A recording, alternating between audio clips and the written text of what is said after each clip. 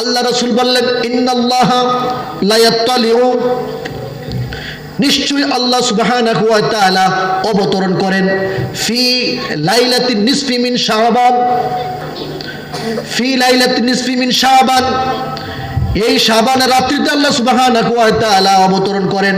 ফায়াগফিরু লিজামি খালকিহি, তিনি অবতরণ করেই কি করেন? ফায়াগফিরু লিজামি খালকিহি, সকলকে maaf করে দেন। কিন্তু দুই শ্রেণীকে আল্লাহ পাক maaf করেন না। কয় শ্রেণী? আর জোরে বলতো, কয় শ্রেণী? এক নাম্বার হচ্ছে লিমুশরিকিন আও মুশাহিনিন, এক নাম্বার হচ্ছে যারা শিরিক করে তাদেরকে maaf করেন না। আর যারা অন্তরের ভিতরে যারা হিংসা রাখে তাদেরকে আল্লাহ পাক maaf করেন না। কথা বুঝতে পেরেছেন? আমরা শিরিক করি কি করি না? শিরিক করলে ঈমান থাকে না ভাই, আমাদেরকে শিরিক মুক্ত ইবাদত করতে হবে। দেখেন কিভাবে শিরিক করি। তার মানে শবে বরাতের রাত্রিতে আল্লাহ সুবহানাহু ওয়া তাআলা সকলকে maaf করে দেন। কয়জনকে maaf করেন না? দুই শ্রেণীর মানুষকে maaf করেন না। এক নম্বরে কি? যে শিরিক করে। দুই নম্বরে কি? যার মনের ভিতরে হিংসা আছে। দেখেন শিরিক আমরা কিভাবে করি, আমরা জানি না বলে অনেকে আমরা শিরিক করি। যেমন কেউ যদি বলে আমার ছেলেটা যদি এই বছর বিদেশ না যাইতো তাহলে আমরা ভাতে মরতাম। এই যে রিজিকের মালিক কে? তো এই যে উনি বলল যে আমার ছেলেটা বিদেশ না গেলে এবার ভাতে মরতাম, তার ছেলের উপরে রিজিকটা নির্ভর করলো, এটা সে শিরিক করলো। নাউজুবিল্লাহ পড়েন। কেউ যদি বলে যে এই বছর যদি জমিনে ফসল না হতো তাহলে কিন্তু আমরা ফ্যামিলির সব না খাইয়া মরতাম, ভাই এই ধরনের কথা আমাদের সমাজের মধ্যে আছে না নাই? আছে কি না? এটা কিন্তু শিরিক। ওই যারা এই ধরনের শিরিক করবে শবে বরাতে তাদেরকে maaf করবেন না।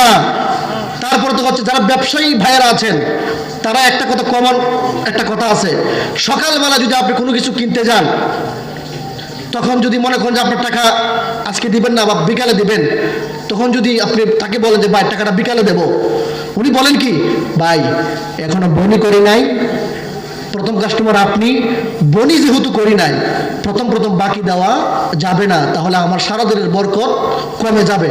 নাউজুবিল্লাহ পড়েন। আচ্ছা বলেন, এই যে বনি করলেই সারাদিন বিক্রি বেশি হবে আর বনি না করলে বিক্রি কম হবে, এটা কি কোনো ধরনের কথা কোন হাদিস আছে? তাহলে তার রিজিকটা নির্ভর করলো কার উপরে? ওই বনির উপরে। নাউজুবিল্লাহ পড়েন। এটাও শিরিক, এটাও শিরিক।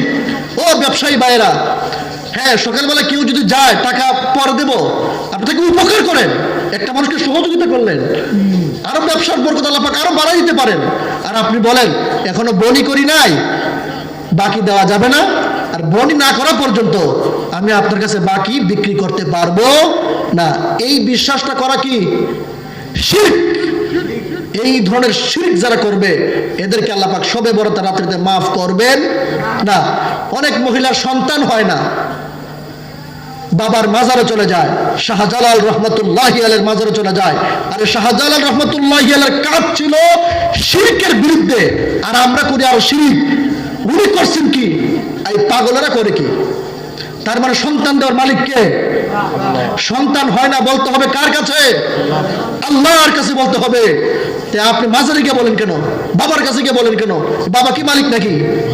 হ্যাঁ, এই যে সমস্ত পুরুষ ও মহিলা ওই বাবার কাছে গিয়ে বলবে আমাকে সন্তান দাও, আমার ব্যবসার বরকত দাও, হ্যাঁ আমার উন্নতি করো, এইসব, বা আমাকে হ্যাঁ নির্বাচনে পাশ করাই দিও, এই ধরনের যারা করবে, বিশ্বাস যারা করবে, তারাও শিরক। এদেরকেও আল্লাহ পাক শবে বরাতের রাত্রিতে maaf করবেন না। তবে হ্যাঁ মাজার জিয়ারত করবেন, কবর জিয়ারত করবেন। কবর জিয়ারত করা কি সুন্নাত। শবে বরাতের রাত্রিতে আল্লাহ রাসূল সাল্লাল্লাহু আলাইহি ওয়াসাল্লাম একা একা গিয়া ওনার প্রিয়তমা স্ত্রী খাদিজা রাদিয়াল্লাহু তাআলা আনহার কবরে গিয়া তিনি জিয়ারত করেছেন। আমরা যারা পারি শবে বরাতের রাত্রিতে কবর জিয়ারত করব, একা একা গিয়া বলি ইনশাআল্লাহ। এইগুলো অবস্থা, এগুলো করবেন।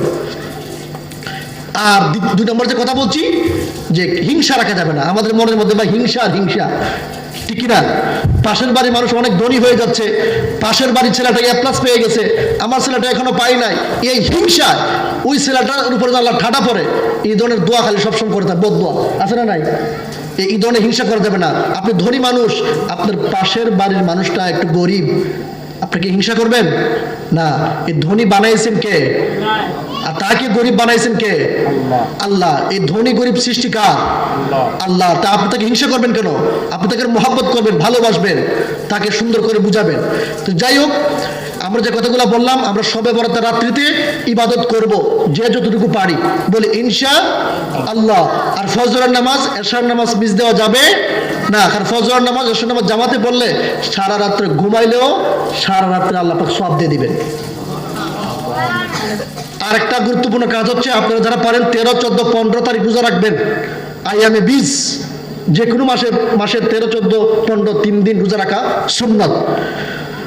সোমবার, বৃহস্পতিবার যারা পারেন রোজা রাখবেন। শাবান মাস চলতেছে, শাবান মাসে যে কোনো দিন রোজা রাখা সুন্নাত। ঠিক আছে? স্পেশাল সুন্নাত হলো সোমবার আর বৃহস্পতিবার, আর আরবি মাসের 13, 14 তারিখ। 13, 14, 15 আইয়ামে বীজ বলা হয়। সোমবার, মঙ্গলবার, বুধবার। তার মানে রবিবারের দিন রাত্রি গ্যাসে খাইবেন, সোমবারের মুখে থাকবে, মঙ্গলবারে থাকবে, আবার বুধবারে থাকবে। এটা হলো খাঁটি সুন্নাত একবারে। তা আমরা এইগুলো আমল করব ইনশা। অনেকে আবার আতশবাজি ফুটায়, বম ফুটায় সব রাত্রিতে, না, এগুলো করবেন না, এগুলো করা যাবে না। তাহাজ্জুদের নামাজ পড়বেন, রাত্রে 12টা হলে তাহাজ্জুদ পড়া যায়, 11:30 হলে তাহাজ্জুদ পড়া যায়। যারা ঘুমানোর অভ্যাস বেশি, ঘুমাইসা পড়ে, এশার নামাজের পরে অন্তত 2 রাকাত 4 রাকাত পরে ঘুমাবেন, আল্লাহ পাক এটাকেও তাহাজ্জুদের সওয়াব হিসেবে আল্লাহ পাক দিয়ে দিবেন। সুবহানাল্লাহ বলেন। আর সূরা ইখলাস 12 বার সর্বনিম্ন পড়ার চেষ্টা করবেন, এর উপরে যা পারেন পড়বেন। 12 বার পড়লে দেখেন 3টা সওয়াব। কয়টা? 1 নম্বর হচ্ছে 12-র ভিতরে 10 আছে কিনা, বলেন 12-র ভিতরে 10 আছে কিনা। 10 বার সূরা ইখলাস পড়লে পড়ে সঙ্গে সঙ্গে আল্লাহ পাক তার জন্য জান্নাতে একটা বাড়ি নির্মাণ করে ফেলেন। গেল 1। 12-র ভিতরে 11 আছে কিনা? 11 বার পড়লে সূরা ইখলাস, আল্লাহ সুবহানাহু ওয়া তাআলা ওই দিনে তাকে গুনাহ করার সুযোগ থেকে আল্লাহ পাক বঞ্চিত করে দেন। আল্লাহ পাক গুনাহ থেকে তাকে বাঁচায় দেন। পড়ুন সুবহানাল্লাহ। আমরা তো গুনাহ থেকে বাঁচতে যাই কিনা, এই জন্য সকালে আমরা পড়ে ফেলবো 12 বার।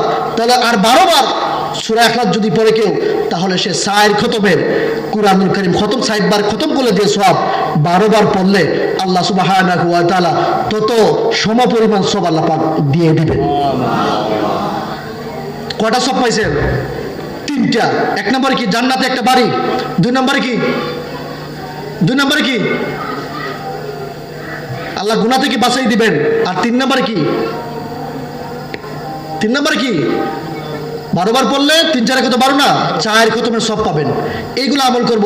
সুবহানাল্লাহ, আলহামদুলিল্লাহ, আল্লাহু আকবার, লা ইলাহা ইল্লাল্লাহ, তারপর দুরূদ শরীফ, এগুলো জিকির আজকে বেশি বেশি করব। দান সদকা বেশি বেশি করব। দান সদকা বিপদ আপদ দূর হয়। আপনার সামর্থ্য আছে 1 টাকা, 1 টাকাই দেন। রাজি আছি আমরা ইনশাআল্লাহ। আল্লাহ পাক আমাদের সকলকে তৌফিক দান করুক। ওয়া আখিরু দাওয়ানা আনিল হামদুলিল্লাহি রাব্বিল আলামিন। আসসালামু আলাইকুম ওয়া রাহমাতুল্লাহি ওয়া বারাকাতুহু।